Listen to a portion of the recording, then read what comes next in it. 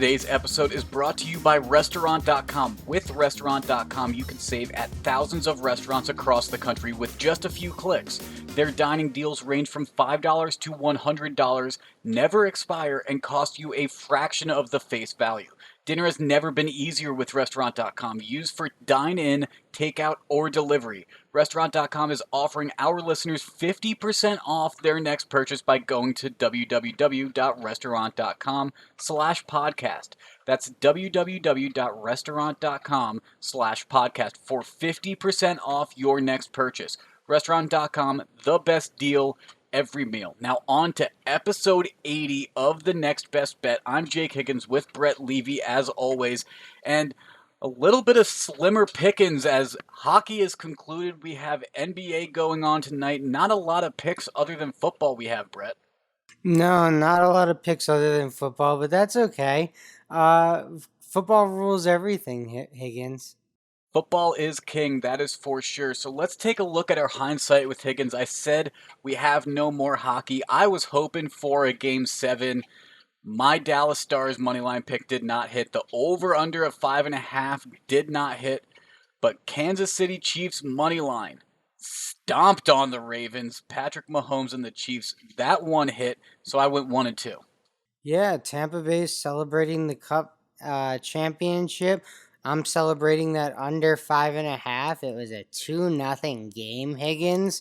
You were right. You were right. Low scoring affair. I didn't even sweat it, really, to be honest. But and then Kansas City came home for both of us, so that was great. I actually cashed out of my Kansas City money line early, right at the end of the first half. I was going to post it on our social media, but by that time, Kansas City was already driving in the second half, so I kind of refrained from doing it because the odds started changing. But I cashed out, basically got a full unit back with the cash out, and then threw all of that down on the KC minus 12.5, which ended up hitting for me again, and so I made a little bit of extra off of that Chiefs win. Nice. Way to turn it into winnings. And that's a little bit of an example of a beginner's boulevard because the Chiefs covered. We're talking about the cover, and that just simply means that the spread was covered. Whatever side you were on. You just win by more than the spread. So you gave an example. It would just be betting a team by, say, minus 10.5 on an NFL Sunday, and the team wins by 14. They covered. Yes, they did. And I mean, like I said, I had minus 12.5 for after halftime of the KC game. That was for the entirety of the game, not just a second half spread, which you can take.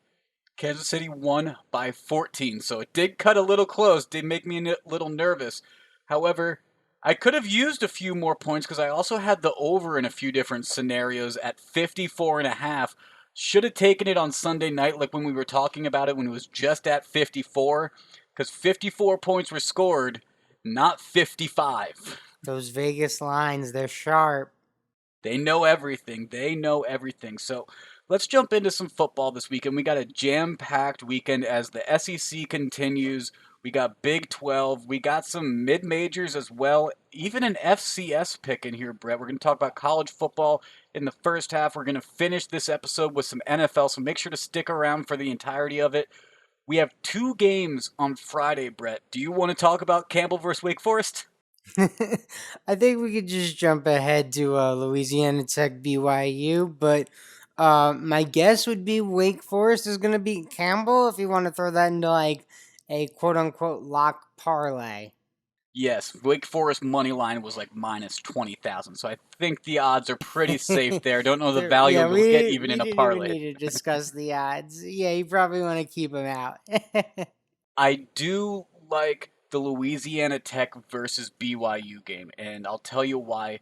Both of these teams are 2-0. BYU is ranked 22nd. Louisiana Tech is not ranked. I think BYU is gonna win this game, but I think they are overcompensating, or at least the books are, in terms of this quality of a BYU defense, who's averaging only 5 points allowed per game, but they've only faced Navy and Troy. And Navy has shown they weren't that good in that opening night game against BYU, and then they escaped with the win over Tulane. Troy got stomped 48-7.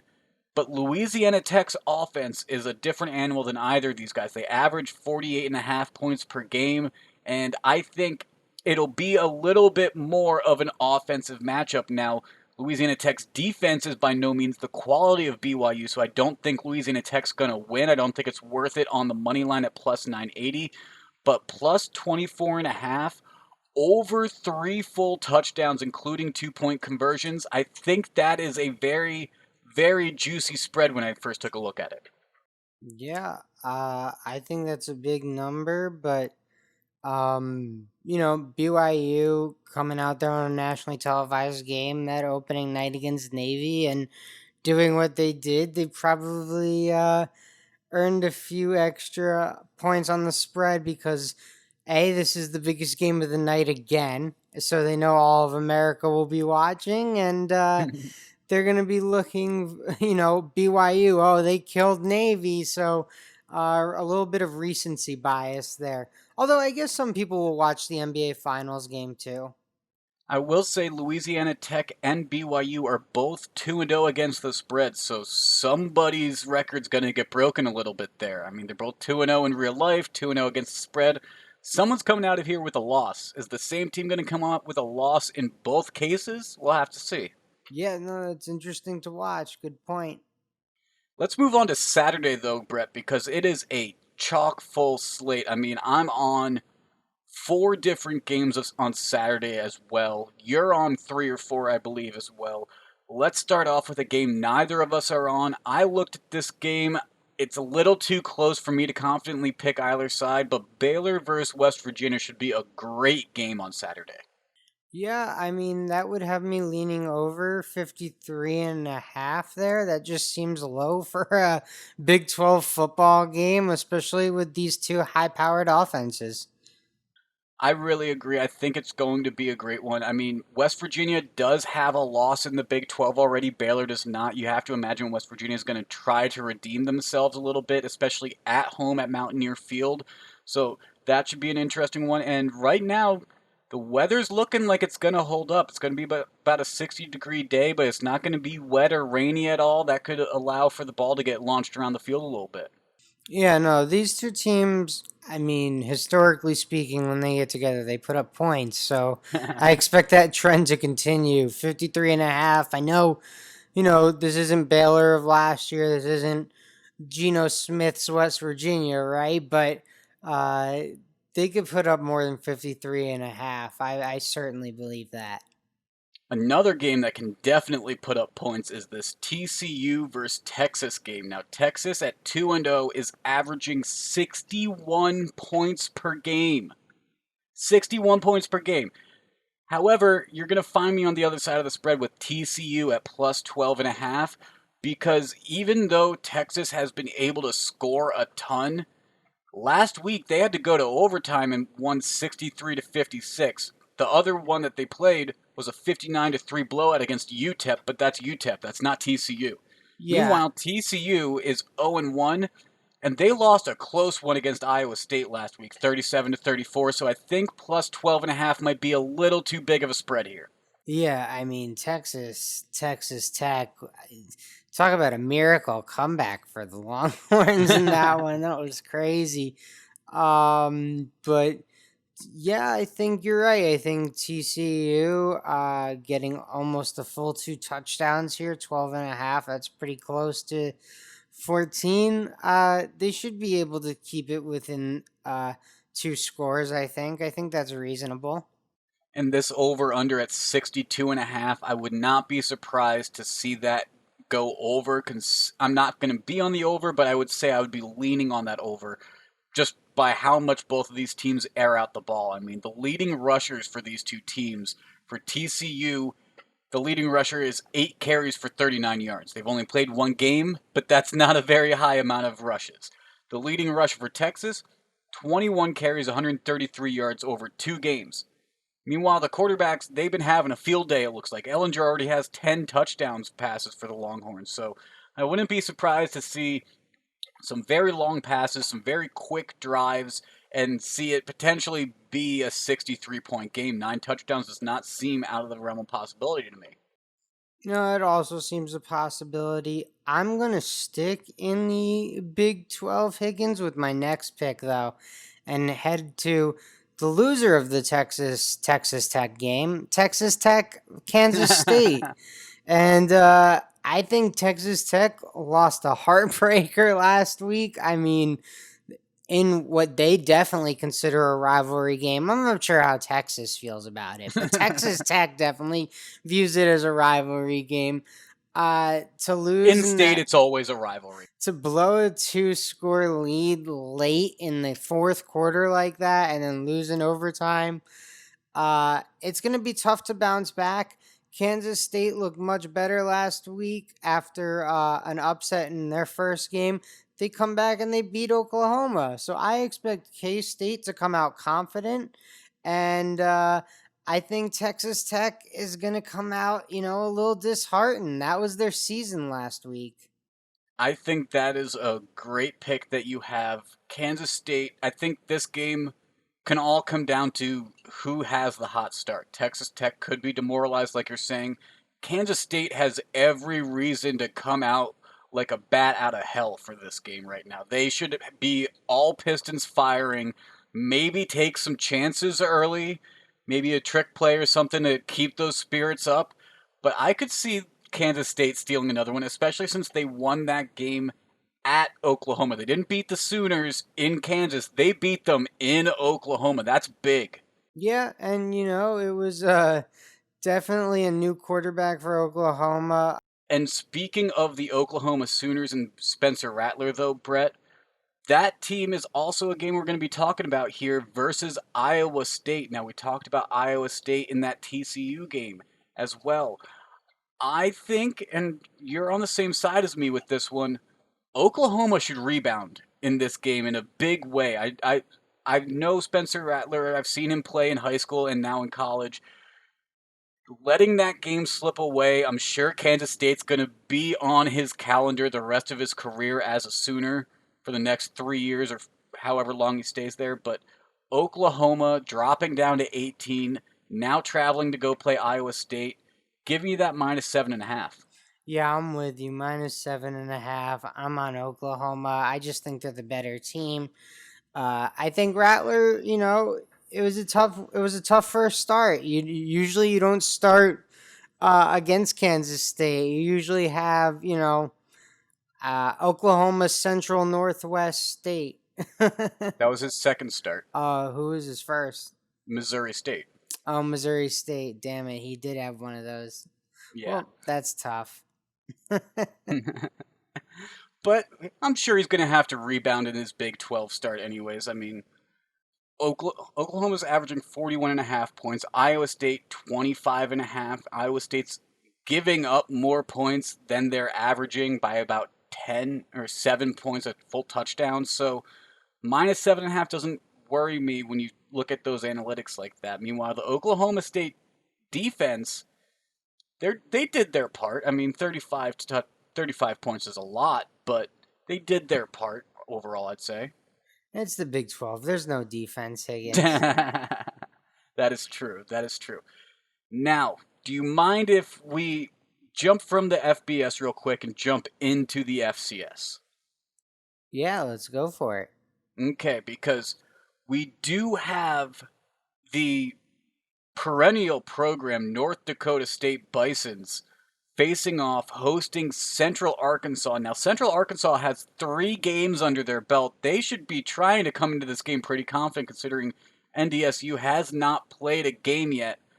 But I don't think it matters. I don't think it matters at all. NDSU is favored by 22.5 points, and based off of how they have played throughout the past few years, I think they're going to steamroll them. Central Arkansas is not that good. They have not played quality opponents. They beat Morehead State and they beat Appalachian State 24-17 to start the season. So they stole a game in the opening weekend, lost to UAB, and then beat Morehead State. No, North Dakota State's going to get this win here. We'll see what happens. I'm not as confident, but I do like where your head's at because this is North Dakota State's only game on their schedule. This is literally what I'm calling the Trey Lance game, the Trey Lance showcase, whatever you want to call it. This is just Just one keep running that opportunity to. score up. This is the one opportunity for him to play this year, and if you're the New York Jets, you better be tuning in. You already know he looks good in green too, so that should help ease that decision a little bit Well, for the that Jets. helps. That maybe that I always say a joke like maybe that helped Carson Wentz get to the Eagles because they're like, oh, green, Green, he wears green well. Let's do it. Let's just do right? Oh, Josh Allen wears a white helmet in college. He could wear a white helmet in Buffalo. it. All right, I think that's about enough of the FCS talk. We don't need to go too much more into it. There is another mid-major game that I want to talk about, Brett, but let's go back into the Power 5 real quick because you have an SEC face-off that should be really entertaining. Yeah, so I'm looking at LSU Vanderbilt. LSU obviously upset by Mississippi State. Mike Leach making noise in his debut there with Mississippi State, but LSU comes back. Vandy, that's a soft game. -20. I think Miles Brennan rebounds. I think LSU rebounds. I think they cover that 20.5 point spread, Higgins. I think that should I think that should happen. I mean, LSU didn't look bad. They just looked a little confused. And considering they didn't have their starting quarterback from last year and there were some pieces missing, it's kind of understandable for how that went. But I do expect that they would rebound. I don't see them going 0-2 to start their season. So LSU is probably the right side to be on with that. I am, though, going to be on a mid major game between Memphis and SMU. Now, this is a very entertaining game to me, partly because SMU at 3-0 is not ranked, but Memphis at 1-0 is ranked. If I was SMU and I was the Mustangs, I would feel snubbed by this because what has Memphis done that they haven't done? Memphis' only win is against Arkansas State, whereas SMU has beaten Stephen F. Austin, North Texas, and Texas State. So where's the quality difference in terms of opponents? SMU's played three. They should be the top. They should be the 25 ranked team instead. And SMU as a slight underdog at home. Give me them on the money line plus 115. You know what, Higgins? I feel like Central Arkansas, Arkansas State, Arkansas. Well, let's get Northwest Arkansas, Southwest Arkansas. We gotta get all the Arkansas into the show today. But Memphis, SMU plus 115. You're not gonna get SMU as dogs very much. You might as well take them when you can, I guess. Absolutely, and especially since they're at home, it made that decision a little bit easier. Yeah, I agree. That helps.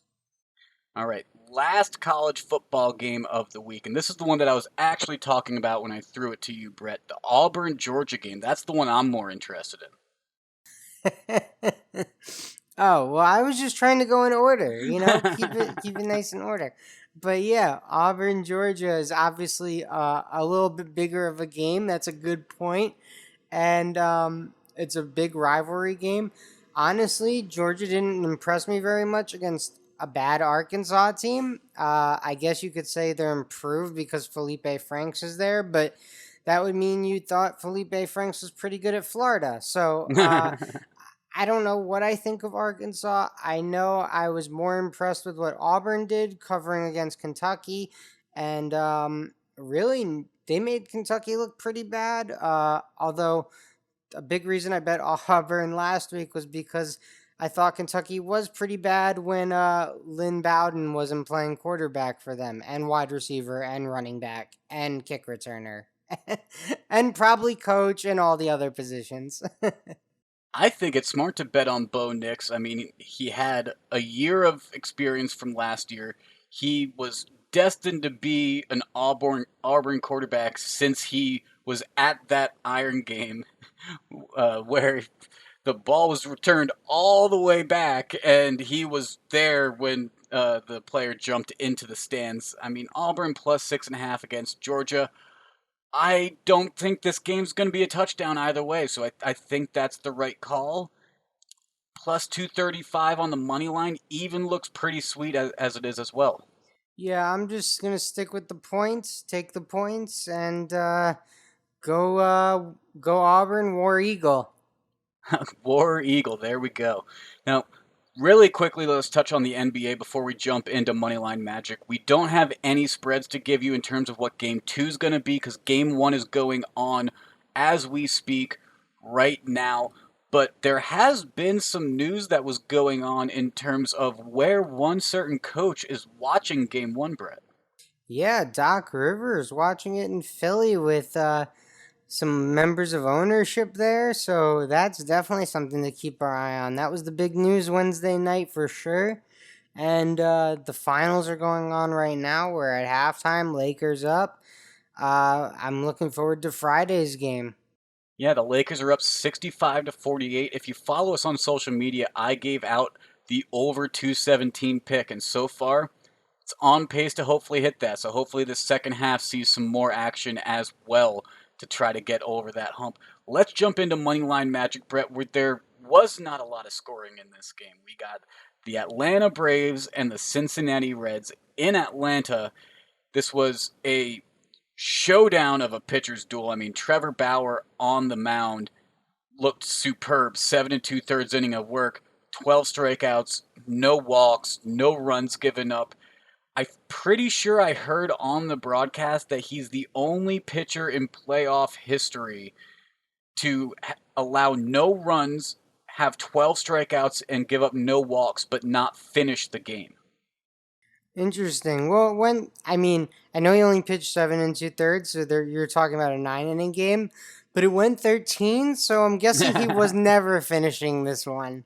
Yes, he did not finish this game. In fact, there were a few other pitchers that came in before this game was done, but it'll be interesting to see how this affects tomorrow's line because it's back to back days, and bullpens had to be used a little bit in this one, including when Freddie Freeman hits his walk-off hit in the bottom of the 13th to let Atlanta escape with a 1-0 victory in a game that the over-under was 7.5. Well, that over under was way too high. Didn't they know Trevor Bauer was pitching? Yeah, there was a lot of great pitching in this one. We saw two relievers, each go an inning and a third with 4 Ks apiece. One for Atlanta, Matzik, and one for Cincinnati, Iglesias.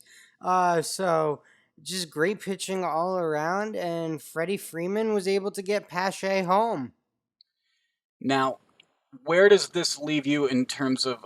We saw 8 games today. There's a few more that are still going on as we're recording right now, Brett. But did some of these results change some of your leanings on how some of these 3 game series are going to go, and who you expect could be some favorites down the line to win some pennants? I don't know if anything really changed. I guess I'm a little bit higher on the Astros than I was coming into the postseason. They look pretty good against Minnesota, but then again, you look back at it, and Minnesota hasn't won a postseason game in their last 18. So maybe it wasn't very surprising, Higgins. So the Astros advance, winning the 3 game series, 2 games in a row. They will face the winners of the Athletics versus the White Sox in the next round. Now, that is going to be more than a 3 game series. What is the thoughts of the White Sox given to you early? Because they got a surprising early win. Yeah, the White Sox and Athletics, Giolito looked really good in his start, and then Bassett looked really good in his start. So whoever has the hot starting pitcher, Higgins, usually wins. Although don't tell the Cincinnati Reds that. Just ignore the Reds.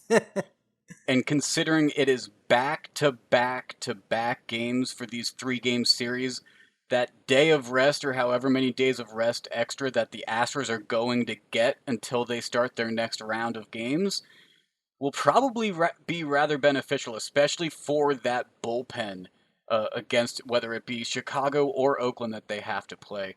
But let's take a look at what Thursday's games are going to look like. We don't have lines for all of them. We don't even really know who the probable pitchers are going to be for most of them.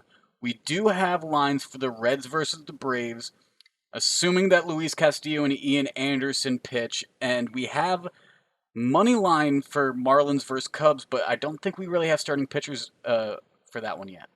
Well, so it's supposed to be Sixto Sanchez for the Marlins, and I believe you Darvish for the Cubs. So Yeah, that's that's what I'm something seeing. You're to right.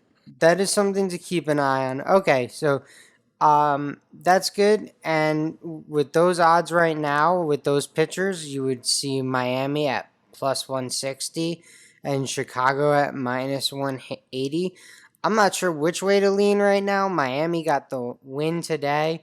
Sixto Sanchez throws really hard, but you Darvish looked really good this year, so I'm not sure I want to fade you Darvish. But the odds might talk, Higgins. Well, the odds talk to me, and I took the Marlins, who took game one at plus 160. I mean, Sixto Sanchez, he had a 3.46 ERA during the season. You, Darvish, you say he had a good year. He had a 2.01 ERA when 8-3. That's a very, very good year. But it'll be interesting to see how he can translate that into the playoffs because regular season versus postseason playoff pitching, we have learned can be a clear difference for some pitchers. I like the plus 160 odds that the Marlins try to finish this in 2 rounds. And kind of like what I said last episode with how the Marlins defied the odds by making the playoffs. They were disrespected or maybe accurately represented with the plus 1800 pennant odds. That might be my team to ride with. I love rooting for the underdog, and I might be riding with the Marlins a little bit for the next few games. Yeah, I mean, I'm a little nervous about Sterling Marte's hand. I know he fractured his hand in the victory. Um, that's not gonna make or break the Marlins season for me, but that is a key piece. They traded for him at the deadline. He's a good player, so it's just something to keep our eye on again as we continue to watch the playoffs. The other game you mentioned that we have lines on is Reds Braves. Cincinnati's plus 120, Atlanta minus 135 after what we mentioned in Moneyline Magic was a uh, 13 inning, 1 run game. Luis Castillo is another strong starting pitcher pitching for the Reg. So I look forward to Castillo on the mound as a dog tomorrow, Higgins. I'm going to be on that. Now, an interesting thing about game one in this matchup, now I got to watch a lot of this matchup. Even though it was a 1-0 event, that doesn't mean that there weren't a lot of runners on the base. Cincinnati had 11 hits, Atlanta had 6 hits. The Reds left 13 runners on base. The Braves left 9. I would expect there to be a lot more runs to be scored on Thursday than there were on Wednesday. Hey, Castillo's a good pitcher. Maybe he keeps them at bay. Maybe the Reds convert on a few of those chances and that plus 120 comes home. Maybe, maybe. And who knows, as we get more of these lines for Thursday's games, we might give out some more on our social media. So make sure to follow us there at MBB Pod on Twitter, at Next Best Bet on Instagram, and the Next Best Bet Facebook page where we give out picks. And we also post our full episodes and clips from within the episodes each week.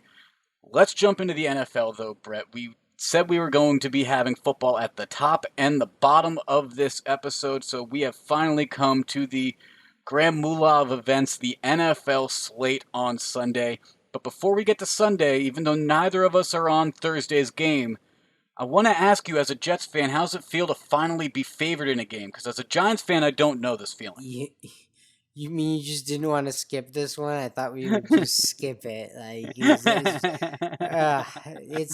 this is the real toilet bowl, Higgins. This is the true toilet bowl of the NFL here. We got Brett Ripon. We got Jet fans debating if they want to win or if they want to lose, and maybe Gase gets fired. It is a mess of a game, but somehow, some way, the Jets are -1. My advice would be take Denver plus 110. That would be my advice. Yeah, I think the reason why the Jets are favored in this is just because one team has their starting quarterback and the other one still has their backup in because Drew Lock is not going to start for Denver. However, it's very hard to pick either side of this. The over-under sitting at 40. If the defenses weren't so bad, I would say take the under, but the defenses are just as bad as the offenses on these teams right now, especially since Denver doesn't have Von Miller. He's the Yeah, only redeeming quality on either of these teams right now.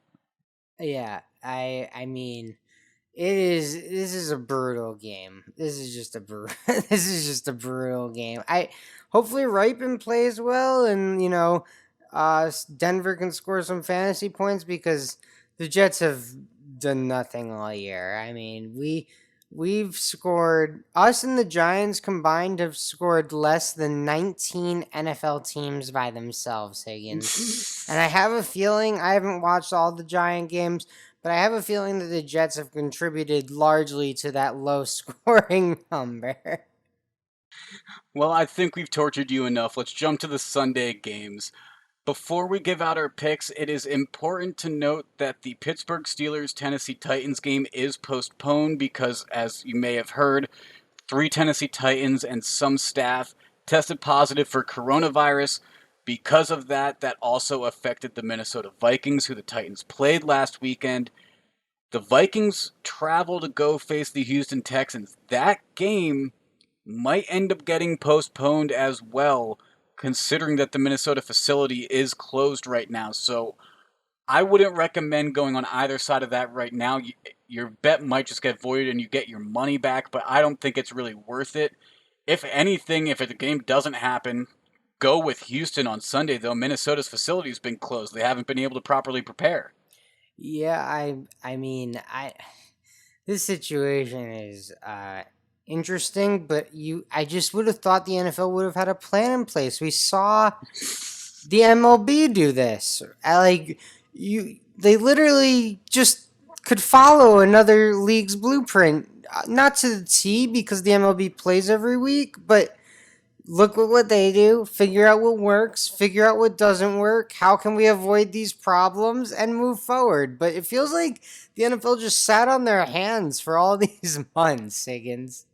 I mean, they really did. They had the head start throughout the summer to get a plan together. Then there was the scramble in July for to try to get a game together. They got their draft done in the height of COVID back in April/May. It seems the NFL has been procrastinating this entire time, and I think their plan is basically this. And if you're listening instead of watching, I'm crossing my fingers. They're just, please don't get a COVID infection. Please don't. I think that's all they're doing. It feels like that's all they're doing. And for how big these teams are, the amount of staff it requires, it takes a little bit of crossing your fingers, but it also takes a plan.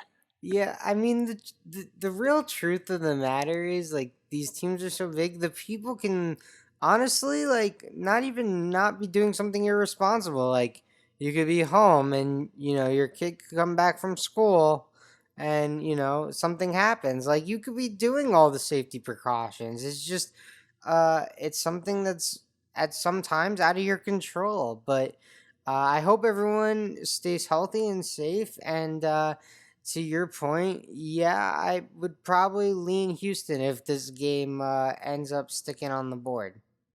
But wait until Sunday to make that Yeah, play. do not touch that game right now. Do not feel the need to go bet the Houston Minnesota game. We are recording this on Wednesday night. Our episodes come out on Thursday, so there is very good reason why we are not touching this game right now. However, if it is there on Sunday, you might find either of us on it. Let's talk about some of the games we are on, though, Brett. Indianapolis Colts versus the Chicago Bears. Now, Trubisky's gone. Nick Foles is the starting quarterback for the Bears now. The 3-0 Bears. Trubisky lost his starting job even though they had won 2 games to start their season already. And I think that just shows how much Matt Nagy and the Bears are confident in Foles and how it's just clear who the better quarterback in that room is. I mean, the Bears being disrespected at home plus 2.5 like this, take it. Nick Foles showed you everything last week that you've known he can do. take the plus 2.5, maybe even take the plus 115 money line, to be honest. Yeah, I was certainly leaning Chicago 2.5. But just it's like a trap, like it's a trap. It's a trap. It's a trap. Yeah, exactly. That's what it feels like because why is Indianapolis favored? They only beat the Jets. They but they lo- they looked really good against the Jets, 36-7. What are we talking about here, I'm being Higgins? slightly I look sarcastic. really Don't good worry. when I play second graders in basketball. Let me tell you, when I get on the court with second graders, I dominate. I was being slightly sarcastic there, but I agree. I don't really understand why the Colts are favored in this game either. That's why I'm going to be on the Bears, but I'm not confident enough for the money line right now. At 3-0, who knows, the bubble might burst for the Bears and get them their first loss. So plus 2.5. Could see this being a close one, though. Could see it being a back and forth affair. Could see me sitting on the edge of my seat this entire game as they just exchange leads. This is my this is my official, unofficial, official. It's a trap game. So I'm staying away from that one, but I can't argue with anything. Chicago's undefeated. Indianapolis honestly really showed me not very much. I was not very like I started T.Y. Hilton in my fantasy league because I was like, oh, he's playing the Jets. He should be at least able to get 15 points. He got like, 7.5 points. Like, what are we? They're nothing. They do not impress. Mo Alley Cox looks good. I'll say that. Jonathan Taylor could be a pretty good player, but Philip Rivers hasn't impressed me, so yeah, I'm going with Nick Foles. Or I'm leaning with Nick Foles, but I don't want to crumble your bet with our pillars. So we already have one pillar bet. Why risk it with two? I agree. Some games that we're not going to be on: Jacksonville versus Cincinnati, Minshew versus Burrow. I find an interesting dynamic. That game almost baited me into betting it, but I stayed away. I might watch it for fun, but that's it. And then Cleveland versus Dallas. Jerry Jones making some interesting comments about Dak Prescott, and I think his future's about gone there. And when it's being said this early in the season, what's the motivation other than to try to get yourself paid next year in free agency? So Cleveland versus Dallas, I don't really see myself on either side of those games either. I'm not even really that interested in watching that game. I'll probably be on some of the other games, but I might flip back to it every once in a while. Yeah, I am. I actually kind of leaning Cleveland as dogs versus Dallas. Just because I think Cleveland might be better than than Dallas. There's certainly have two running backs almost as good as Zeke, so that's an advantage Cleveland. Absolutely. Let's take a look at this Seattle versus Miami game. I mean, the Seahawks, they're favored by just under a touchdown, minus 290 on the money line. The over-under's at 52.5. Russell Wilson's the early favorite right now in terms of odds to be the MVP. And I'm following this train. I'm following that offense that has looked pretty good so far. Seattle minus 6.5 doesn't seem that high to me when we have multiple games that have spreads over a touchdown this week, including two that are just under two full scores. So under a touchdown, Seattle I could see winning this game by a full touchdown and being 3-0 against the 1-2 Dolphins. Give me Russell Wilson over Ryan Fitzmagic. Yeah, well, you called him Fitzmagic. I just don't know if you're fully accounting for the Fitzmagic, which is why I'm staying away from the sides and just going for the total score. Seahawks letting up a ton of points, Dolphins letting up a ton of points. One team's got an MVP candidate, the other team's got Fitzmagic. It just feels like it's going to be very high scoring. I think you're right, Higgins. I think Seattle covers 6.5. I mean, they're just so much better than Miami, but we've seen Fitzmagic do some crazy things.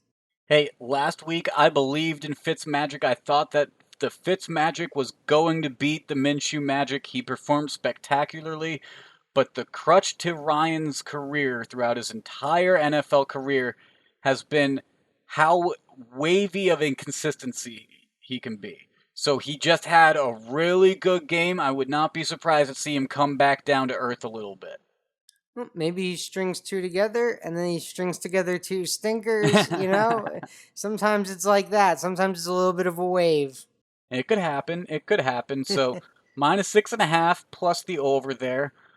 Um, this Chargers Bucks game is interesting to me. I just mentioned there's a few games that have over a full touchdown spread. Tampa's at -7.5, at least in Oregon they are, even though it's +108. That's the line they decided to list in Oregon was -7.5, but instead of it being -110 on each side, it's Tampa Bay +108 and the Chargers -128. Just weird bookmaking. Sure. Fine. Sure. Yeah. Great. Let's throw these numbers up there.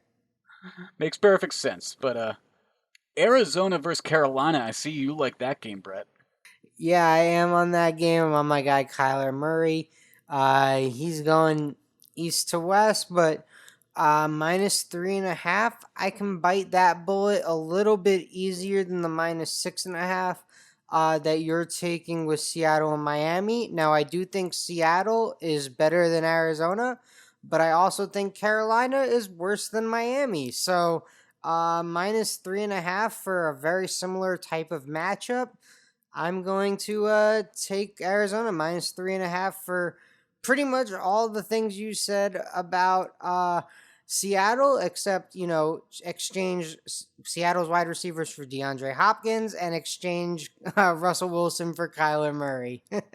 Arizona also let a game get away from them last week with Detroit coming to town and stealing a 26-23 win. I expect Kingsbury would probably have them focused to come back with a much better game this week. And -3.5, I agree. That line seems about right. That Yes. that line seems about right. Excuse me. Yeah, so I think they can cover that. Speaking of Detroit, though, I am on the New Orleans versus Detroit game. The Saints are favored by -4.5 on the spread, -215 on the money line, and the over/under is at 54. And with the fact that Michael Thomas may be coming back this week, he's listed as questionable. There's rumors that he's going to be able to play this week. Marshawn Lattimore, Janoris Jenkins also might come back on the defense. I think we might see the Saints team that we have finally been expecting to see all season long. So Saints -4.5. I think that's a little low against a Detroit team that might have a false confidence from stealing that win against Arizona. Detroit needs a dose of reality. The Saints need an adrenaline boost. I think the Saints are going to come out here and get a rather commanding win. So -4.5 is where I'm going to be at. Yeah, -4.5. I like that you're, kind of fading Detroit on a quote unquote high. So it's interesting. I think Detroit looked better with Kenny Galladay. I will say that. So that's something we need to keep our eye on. But I think New Orleans is better than Detroit, top to bottom, with or without Michael Thomas. And who knows? Maybe they get him back this week. You never know. Also, Alvin Kamara is just an absolute baller this season. He's not slowed down at all, and I don't know of a team that can stop him. I don't think Detroit can. No, I don't think Detroit can. Well, I'm looking at these other games. We got Baltimore, Washington. That's an absurd 13-point spread. Giants, Rams, another absurd 13-point spread. I think both of them are in play still, but I'm not going to touch either of them. This New England Kansas City game, this should be amazing. I'm not on it right now. I'll probably find myself on it closer to Sunday, though. Chiefs currently favored by 7, and after that performance on Monday night, I understand why. However, it's Bill Belichick. Yeah, I mean, I see both sides. Like, I'm leaning the +7 because I'm like, oh, that's disrespectful to Bill. And then I'm like, actually, I just saw Kansas City dismantle Baltimore, so maybe I should take the -7. But I would lean +7 on Wednesday night, but we'll see if I bet this on Sunday. Over 52.5. Maybe I should just take that now, considering learning my lesson from last game where it was 54. But I'm going to stay off of all of that right now. I'm not going to Not going to take the over, even though it's looking at me pretty hard right now because that would be an impulse bet. But that game should be fantastic from beginning to end, I believe. Buffalo versus the Raiders. I think this is going to be a great test for the Bills and the Raiders. I mean, the Raiders, they've surprised some people. They've played pretty well so far this season, but they have to keep showing what have you done for me lately. And at 2-1, they got to come back and get a good win. The Bills at 3-0. If Josh Allen's the truth, a 4-0 start definitely gets his name mentioned more than just outside of Central New York, wouldn't you say? Yeah, I would definitely say another win here would help Josh Allen. But have you seen the Josh Allen's apology form flying around Twitter and like Instagram and stuff? So he's already, people are taking note of how good he's playing. He's definitely been a top tier fantasy quarterback this year. So people are aware of Josh Allen. Sunday Night Football, though. Eagles 49ers, and that's like the injury bowl, Higgins. Philly currently plus 7.5, plus 255 on the money line. Is that enough to get you to bite on Philly? No, I nearly pulled the trigger on the 49ers minus 7.5, though, because with Mostert, Garoppolo, and Kittle listed as questionable right now, there's a chance that all of them play. Plus the Eagles, they might have Alshon Jeffrey and Miles Sanders coming back this week. I think both of these teams are going to look very different. That's why I'm staying away from it. But if San Fran gets their tools back, I think the minus 7.5 is going to hit. I just Okay. do. I don't know. I think if they get their tools back, it could definitely hit. But without Garoppolo and Kittle and Mostert, I mean, even if Mostert plays, like that one doesn't sway it that much for me. I think the 49ers are always going to be able to run the football, but 7.5's a lot of points in the NFL for your team to cover. It is. Obviously, there's two 13-point spreads this week, so it seems silly to say that, but I'm just not betting on the Giants this year. I'm just not doing it. And the Eagles are getting close to that territory, but I'm not sure if they're there yet. I agree. I agree. Let's jump into our Levy lock and pick of the pod, though, Brett. And as what seems to be turning into always, you have the honors. I'm sorry, Higgins. Here, just follow me. Just follow my lead. Here. Uh I'm taking that Miami Seattle over. Fitz Magic, Russell Wilson for MVP. I think it's a match made in heaven for over 52.5. Well, no offense, but I hope yours loses because mine's going to win and I want the honors next episode. Saints minus 4.5. With Michael Thomas potentially coming back, Saints need a defining win. I mean, they took that loss against Green Bay. They lost in Vegas on the opening night in Las Vegas for that new stadium. I think the Saints are going to turn it back around. I really do. I think they're going to look like how they did against Tampa Bay when they had all of their tools. And like I said, no one on Detroit can stop Alvin Kamara, who leads that team in receiving and rushing. So until Alvin Kamara can be stopped, give me the Saints minus 4.5. I don't think that spread's too big. All right. We'll see who gets the honors in the next episode. We will see. Make sure to follow us on social media as well, as we'll have more picks through the weekend at NBB Pod on Twitter, at Next Best Bet on Instagram, and the Next Best Bet Facebook page. This has been episode 80 of the Next Best Bet, recording on Wednesday night, comes out Thursday as always. We will be back though after the weekend.